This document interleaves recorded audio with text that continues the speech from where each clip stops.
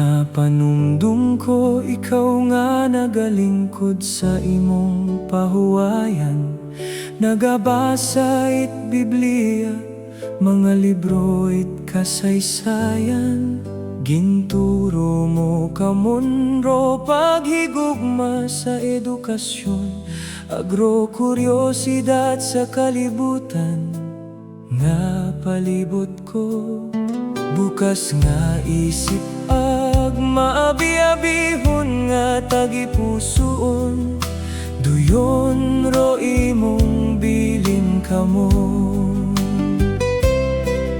Sa daan mong opisina sa munisipyo, nagalingkod ka sa prente ko imong lamesa.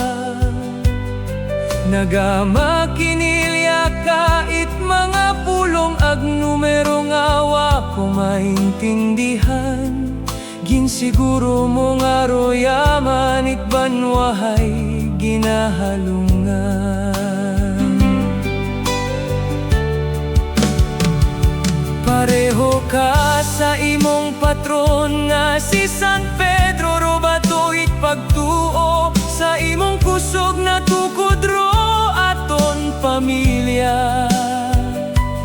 May malumo ka nga tagipusoon para sa mga ginahigugma mo, agro imong pagpursigi nga maghimo it tamay pareho it baka. Nagatindog ka para sa tama ag matuod, wa kagid nagiuko bisan ginpuwersa it mga makagagahom.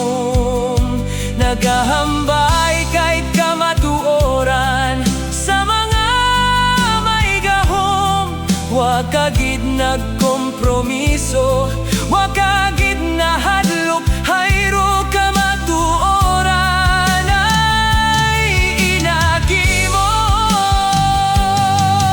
Ginpalad ako nga may tatay nga pareho kimo, buhay nga matinumanon tagipusoon nga matuod. Sa tanan nga inanyos gintao mo ro tanan, ro imong paghigugma duyon to imong pamana. Pedro ro imong ngalan ay akon giit nga halungan. Mas importante pa sa pilak ag bulawan. Agbisan ara ka na sa langit nga mataas, ginbatyagan ko gidro kusog it imong paghigugma.